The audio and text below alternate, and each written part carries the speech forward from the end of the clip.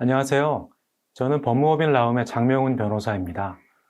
저는 이번에 노사발전재단에서 발간한 말레이시아 진출기업 노무관리 안내서를 집필하였습니다.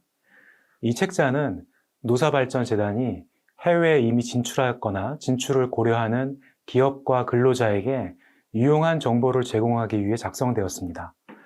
저는 자료조사와 현지 변호사와의 미팅, 그리고 말레이시아 현지에 진출한 한국 기업을 방문하여 생생한 이야기를 청취하여 책자를 작성하였습니다. 오늘은 여러분들에게 이 책자의 내용을 간단히 소개해 드리고자 합니다. 오늘 설명드릴 내용은 다음과 같습니다. 먼저 말레이시아의 위치, 인구, 면적, 언어, 종교, 정부 형태와 한국 기업의 진출 현황 등을 살펴보겠습니다. 다음으로 말레이시아의 고용 현황과 최저임금 제도, 노동조합 등 노동 환경을 알아보겠습니다. 그리고 한국의 근로기준법에 해당하는 말레이시아의 고용법을 중심으로 노동 관련 법령을 설명드리겠습니다. 다음으로 실제 고용계약과 관련하여 문제되는 임금, 휴가, 해고, 직장 내 성희롱과 괴롭힘 등의 내용을 살펴보겠습니다. 끝으로 실제 말레이시아에 진출한 한국 기업의 고용 관련 운영 현황과 조언의 내용을 설명드리도록 하겠습니다. 말레이시아는 지도와 같이 서말레이시아와 동말레이시아로 구성되어 있습니다. 서말레이시아와 동말레이시아와의 거리는 무려 640여 킬로미터 떨어져 있는데, 과거 영국의 식민 지배로부터 독립하는 과정에서 인위적으로 이 두 개의 지역을 하나의 국가로 묶어 이와 같은 영토를 구성하게 되었습니다. 서말레이시아는 태국, 싱가포르와 국경을 접하고 있으며 수도 쿠알라룸푸르와 말라카, 조호 등의 주요 도시가 위치하고 있습니다. 동말레이시아는 인도네시아와 국경을 접하고 있으며 휴양지로 신숙한 코타키나발루가 위치한 사바주와 사라왁주가 위치하고 있습니다. 말레이시아는 말레이계와 중국계, 인도계, 태국계 등으로 구성된 다민족 국가이며 국교는 이슬람교이나 종교의 자유가 보장됩니다. 언어는 말레이어가 공용어이나 영어를 함께 사용하여 영어만으로도 일상적인 의사소통에는 큰 무리가 없습니다. 말레이시아는 서말레이시아의 11개 주, 그리고 동말레이시아의 2개 주에 총 13개 주로 구성된 연방제 국가입니다. 세계의 연방 직할지 중 푸트라자야는 한국의 세종시를 모델로 건설된 행정 수도입니다. 말레이시아는 입헌 군주제 국가로서 국왕이 존재하는데, 동말레이시아의 사바 사라왁주와 서말레이시아의 페낭과 말라카주를 제외한 이슬람계 9개 주의 술탄이 5년마다 순환하여 국왕을 선출합니다. 올해 1월 31일에 술탄 이브라힘이 제17대 국왕으로 선출되었습니다. 그러나 실제 정부는 내각 책임제에 따라 총리와 내각에 의해 운영되며, 지난 2022년 11월 총선 실시 후 안와르 이브라힘이 제10대 총리에 올랐습니다. 말레이시아에는 부미푸트라라는 정책이 있습니다. 부미푸트라는 말레이어로 땅의 자손이라는 뜻인데, 말레이계 국민을 지칭하며 이들에 대한 우대 정책을 부미푸트라 정책이라고 합니다. 1957년 영국으로부터 독립한 이후에 경제를 장악한 중국계의 소외감을 느낀 말레이계 국민들이 1969년 중국계 국민과 대규모 유월 사태가 발생하였습니다. 이에 당시 새롭게 집권한 압둘 라자크 후세인 총리가 인종 간 부와 사회적 지위의 불균형을 완화하기 위해 말레이계 국민에 대한 우대 조치를 시행하게 되었는데, 이것이 부미푸트라 정책입니다. 이 정책에 따라 말레이계 국민에게 공공주택 분양 우선권을 부여하거나 분양가를 할인해주고 공무원 채용에 쿼터를 적용하기도 합니다.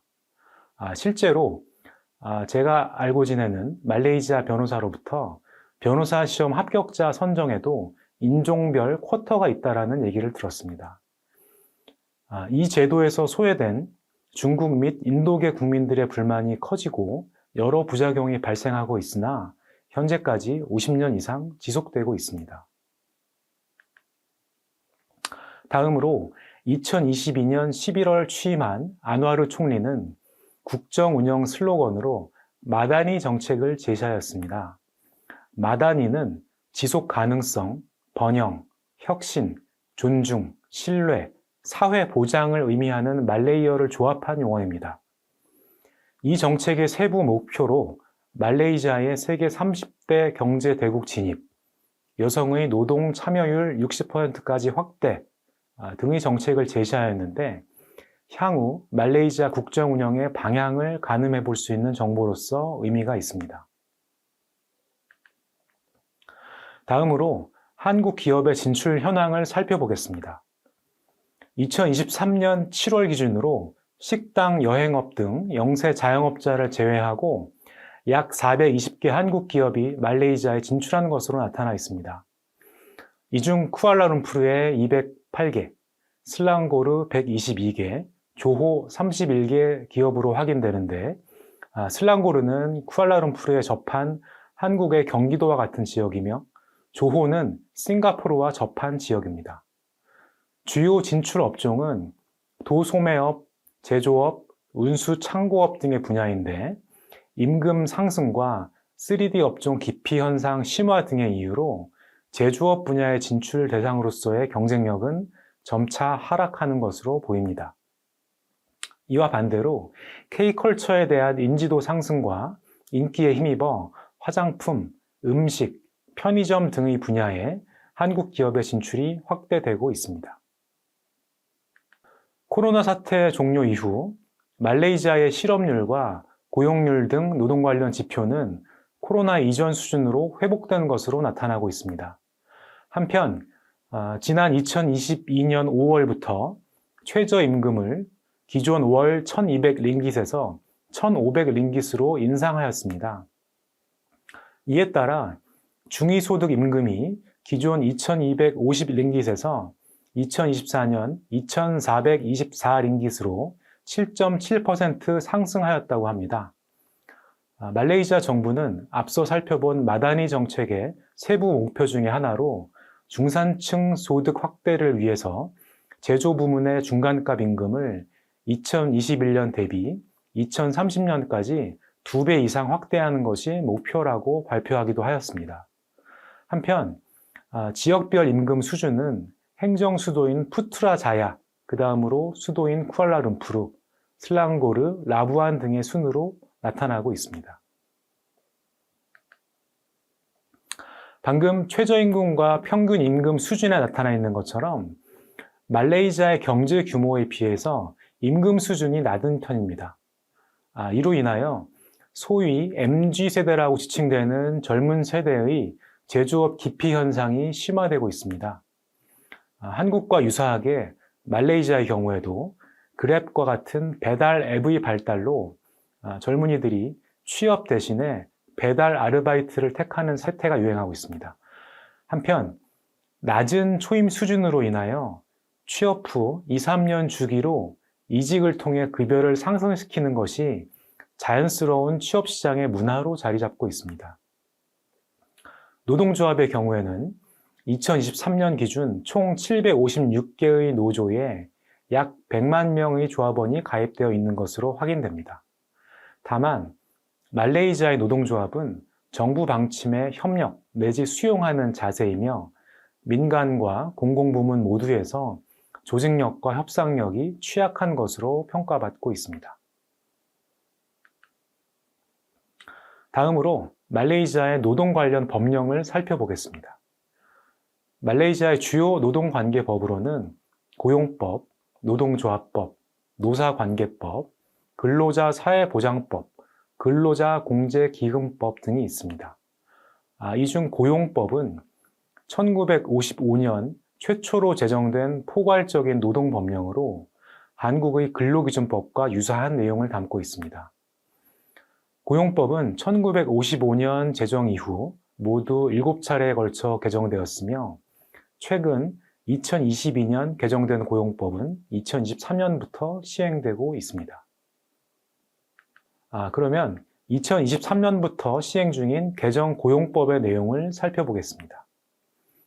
우선 가장 큰 변화로 기존 고용법은 월 급여가 2,000링깃 미만의 근로자에게만 제한적으로 적용되었던 것에 비하여 개정 고용법은 급여 액수와 관계없이 모든 근로자가 고용법의 적용을 받는 것으로 하여 적용 대상이 크게 확대되었습니다. 다음으로는 주당 최대 근로시간을 종전 주 48시간에서 45시간으로 단축하였고, 출산휴가를 90일로 확대하고 남성 근로자에게도 유급 출산휴가를 부여하는 등 근로자 보호와 근로환경 개선을 강화하였습니다. 그리고 코로나 사태를 계기로 폭발적으로 확산된 재택근무 등 노동 환경의 변화를 반영하기 위하여 유연 근로제 관련 규정을 신설하였습니다. 또한 서면 계약이 없는 경우에도 일정한 경우에는 고용법 적용이 가능하도록 규정을 신설하였고, 외국인 근로자를 고용할 때 사전 승인을 받도록 하고, 강제 근로 금지에 관한 처벌 규정을 신설하고, 직장 내 성희롱에 대한 사용자의 미조치에 대한 벌칙을 강화하는 등 근로자 보호를 위한 여러 조항을 새롭게 마련하였습니다. 이제 사용자와 근로자 사이의 고용계약과 관련된 주요 사항을 살펴보도록 하겠습니다. 먼저 임금의 경우 앞서 살펴본 것처럼 최저임금이 월 1,500링깃으로 인상되었습니다. 최저임금에 미치지 못하는 임금을 약정한 경우에도 최저임금액이 대신 적용되며, 이 경우 사용자에게는 벌칙이 부과될 수 있습니다. 고용계약에는 임금 기간을 명시해야 하며, 이 기간은 한 달을 초과할 수 없습니다. 임금은 임금 기간 종료 후 7일 이내에 지급해야 합니다. 휴가의 경우 표에 나타난 것처럼 근속 기간에 비례하여 연차 휴가가 부여됩니다. 고용계약에는 수습기간을 둘 수 있습니다. 수습 근로자도 고용법의 보호를 받으며 정당한 사유 없이 해고할 수 없습니다. 다만 사용자는 업무 수행에 적합하지 않다고 판단된 경우에는 수습 기간이 종료된 때 정규 직원으로 전환하지 않고 해고할 수 있습니다. 따라서 사용자는 수습 근로자의 부당 해고 주장에 대비하여 수습 기간 중 업무 수행 능력에 대한 객관적인 평가를 실시하고 자료를 유지해야 합니다. 또한 말레이시아의 경우에는 영업 양도나 합병 등의 경우에도 기존 사용자와의 고용계약이 양수인에게 자동으로 승계되지 않습니다. 따라서 양수인이 기존 고용계약을 승계하려면 양도인과 새로운 고용계약을 체결해야 합니다. 다만 양수인이 사업 양수 후 7일 이내에 근로자에게 기존 고용계약의 조건보다 불리하지 않은 내용의 새로운 고용계약을 제안하는 경우에는 양도인은 법정 퇴직 보상을 지급하지 않아도 되는데, 이를 통하여 사실상 고용 승계가 가능하도록 강제하고 있습니다. 한국과 마찬가지로 말레이시아의 경우에도 정당한 이유가 있는 경우에만 근로자를 해고할 수 있습니다. 부당 해고를 당했다고 주장하는 근로자는 해고 후 60일 이내에 감독관청에 부당 해고 구제 진정을 제기할 수 있습니다. 이 경우에 감독관청은 우선 사용자와 해고 근로자 사이에 중재를 시도하고, 중재가 성사되지 않는 경우에는 산업법원에 사건을 회부하게 됩니다. 그러면 이 산업법원은 한국의 노동위원회와 유사한 기관인데, 부당 해고에 대한 판정 권한을 가지며 법원에 비해 저렴하고 신속하게 구제 절차를 진행할 수 있어서 근로자는 법원에 우선하여 이 기관에 구제 신청을 하는 것이 일반적입니다. 사용자는 해고 사유에 대하여 도메스틱 인쿼리라고 불리는 사내 조사 절차를 통하여 증거 조사를 확보하여야 하며, 해당 근로자에게 해당 내용을 고지하고 소명 기회를 부여하여야 합니다. 한편 근로자의 업무 수행이 고용계약 등에 따라 요구되는 기준에 미달하는 저성과자라 하더라도 바로 해고할 수는 없고, 충분한 지원과 개선 기회를 제공받았음에도 불구하고 고용계약서와 직무설명서 등에 명시된 성과 기대치를 지속적으로 충족하지 못한 경우 해고 등 징계 대상이 될 수 있다는 점은 한국 기준과 유사합니다. 경영 악화 등의 이유로 잉여 인력에 대한 구조 조정 목적의 해고가 가능하다는 점도 한국과 유사합니다. 다만 말레이시아의 경우에는 구조 조정 목적의 해고 대상자를 선정할 때 먼저 동일한 업무 대상자 중에는 근속기간이 짧은 근로자를 우선 해고해야 된다는 이른바 후입 선출의 원칙이 적용되고, 두 번째로 내국인 근로자보다 외국인 근로자를 우선 해고해야 한다라는 원칙이 적용됩니다. 다음으로 의제 해고, constructive dismiss라는 개념이 있습니다. 이것은 외형상으로는 근로자가 사직하였다고 하더라도 이것이 실제로는 고용주가 고용계약의 본질적인 부분을 침해하거나 더 이상 준수하지 않겠다라는 의사를 표명한 것으로 볼 상황을 초래한 것에 기인하는 경우에는 이를 사용자에 의한 해고로 판단하는 경우를 의미합니다. 즉, 근로자의 의사에 따른 퇴사라도 실질적으로는 사용자에게 귀책 쌓여 있는 원인으로 인해 퇴사할 수밖에 없었던 경우에는 이를 해고로 판단한다는 것입니다. 외형이 아니라 실질에 따라 해고 여부를 판단한다는 점에서 한국 법원의 기준과도 유사합니다. 부당해고를 당했다고 주장하는 근로자는 해고일로부터 60일 이내에 감독관청에 구제 신청을 제기할 수 있습니다. 이 경우 감독관청에 중재가 성립되지 않게 되는 경우에는 산업법원에서 판단을 받게 됩니다. 이와 같은 절차를 이용하여 부당해고에 관한 명확한 입증 자료가 없는 경우에도 사용자와의 합의를 기대하여 구제 신청을 하는 근로자가 있다고 합니다. 법원은 해고의 정당한 이유 여부를 매우 엄격하게 판단하기 때문에 사용자는 근로자와의 해고에 관련된 과정 전체를 기록하고 이를 문서화하여서 객관적인 입증 자료를 준비하는 것이 매우 중요합니다. 다음으로 고용관계를 종료할 때 필요한 통지 의무를 살펴보겠습니다. 사용자와 근로자는 고용관계를 종료하기 전에 상대방에게 미리 통지할 의무를 부담하며 이 통지 기간은 근로자의 근속 기간에 따라 표에 나타난 것처럼 다르게 적용됩니다. 이 통지 기간은 사용자와 근로자 사이의 계약에 의해 연장할 수도 있고, 상대방에게 통지 기간에 해당하는 근로자와의 임금액을 한 번에 지급하는 방식으로 통지를 생략하거나 남은 통지 기간을 채우지 않고 조기에 고용계약을 종료할 수도 있습니다. 말레이시아는 영국의 식민지였던 관계로 여러 법 체계에 있어 영국식 제도가 많이 도입되어 있는데, 통지를 대신하는 보상 제도 역시 영미권에서 일반적으로 적용되어 있는 제도입니다. 다만 근로자에게 해고 사유에 해당하는 비위가 있는 경우와 같이 상대방 자신에게 귀책 사유가 있는 경우에는 통지 및 통지 기관의 경과를 기다리지 않고 즉시 고용계약을 해지할 수도 있습니다. 여기서 잠깐 말레이시아와 관련된 OX 퀴즈를 한번 내보겠습니다. 말레이시아에는 한국과 같은 퇴직금 제도가 있다. OX. 어느 쪽이 맞을까요? 정답은 X입니다. 말레이시아에는 한국의 후불 임금 성격과 같은 법정 퇴직금 제도가 없습니다. 한국은 퇴직금의 법적 성격을 후불 임금으로 판단하기 때문에 설사 근로자 본인에게 귀책 사유가 있는 퇴직의 경우에도 적립해 놓은 퇴직금을 받는 데 문제가 없습니다.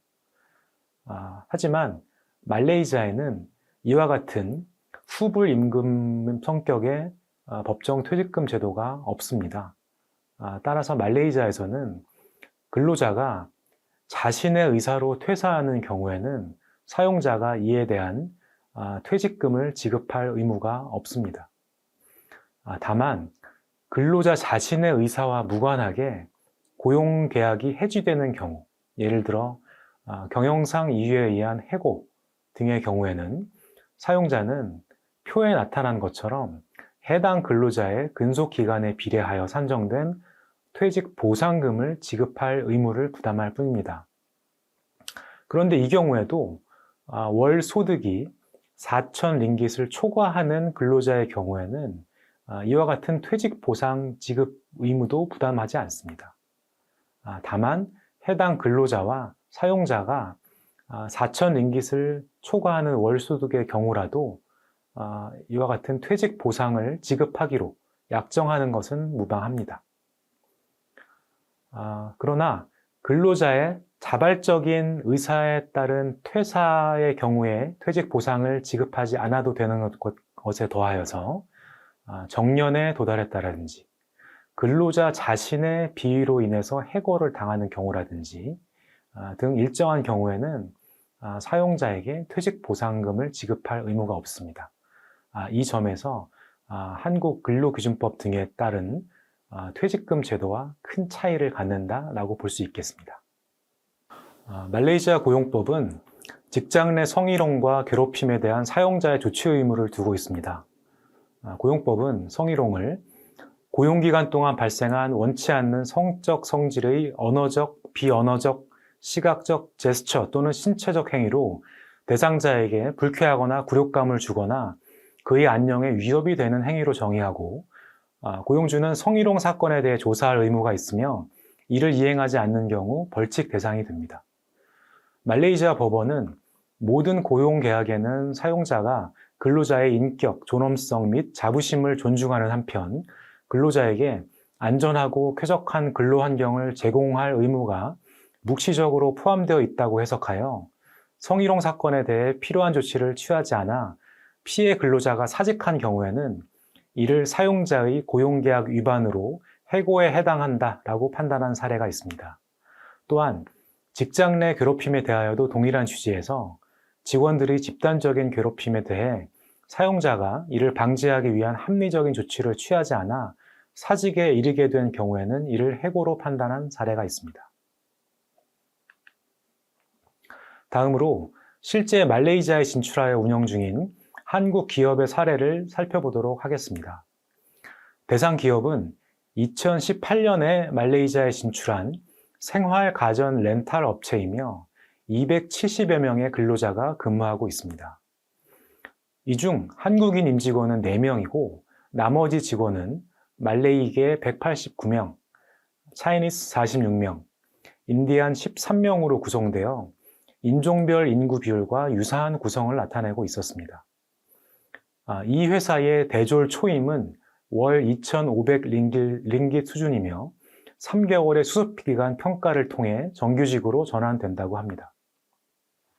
고용계약서에는 근무지, 근무시간, 업무의 내용, 수습기간, 기본급 등 고용조건 이외에 해고 예고 기간과 대체 보상금, 징계 대상 행위 및 징계의 내용, 차별 금지, 회사의 허가 없는 영리활동 금지 등의 상세한 내용이 포함된다는 점을 눈여겨볼 필요가 있습니다.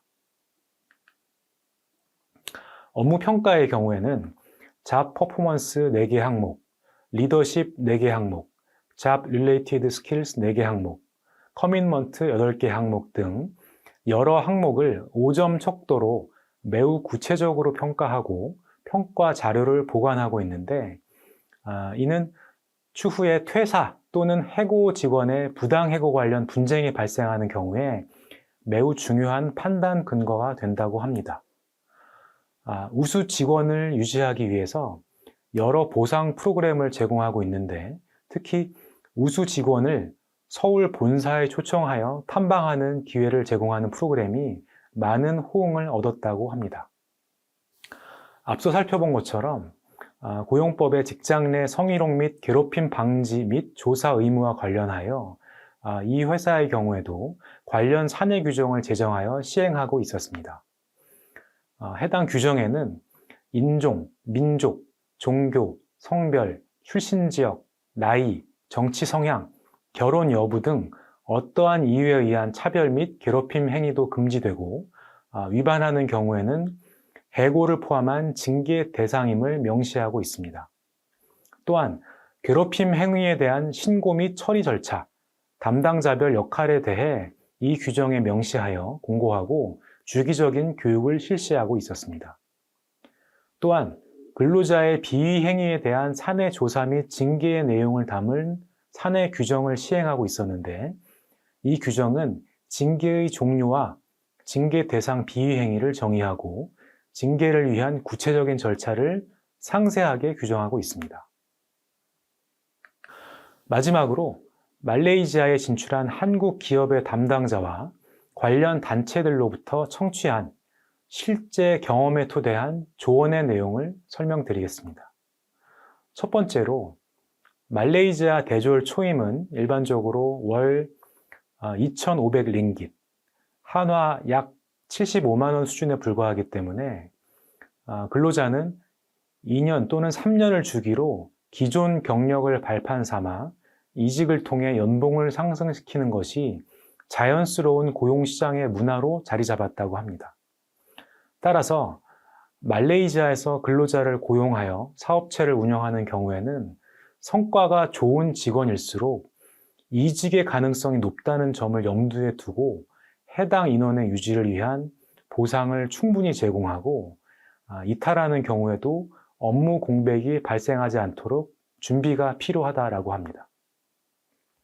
두 번째로 말레이시아 근로자들은 부당한 업무 지시나 폭언에 즉각적으로 반응하기 때문에 유의해야 한다고 합니다.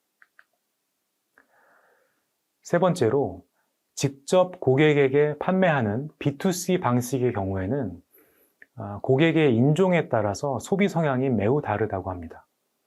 따라서 타겟 고객층을 분석하여 고객과 동일한 인종의 세일즈 에이전트를 매칭하는 것이 효과적이다라고 얘기하였습니다. 그리고 소득 수준에 대비해서 고가 제품의 경우 인터넷 등 비대면 채널을 통한 구매 방식에 대한 신뢰가 아직은 부족해서 여전히 방문 판매 등 판매자와의 인적 관계에 기반한 대면 방식의 채널을 선호하는 경향이 있으므로 유의해야 한다고 합니다. 마지막으로 해고 관련된 분쟁이 자주 발생하기 때문에 사내 징계 절차를 확립하고 관련 증거를 꼼꼼하게 관리 보관하는 것이 중요하다고 합니다. 지금까지 노사발전재단이 간행한 말레이시아 진출기업 노사관리 안내서의 주요 내용을 대략적으로 설명드렸습니다. 보다 상세한 내용은 재단 홈페이지에 게시된 해당 책자 파일을 살펴봐 주시기 바랍니다. 아무쪼록 이 자료와 동영상이 다양성과 환대의 나라 말레이시아에서 새로운 발자국을 내딛는 데 조금이나마 도움이 된다면 좋겠습니다. 감사합니다.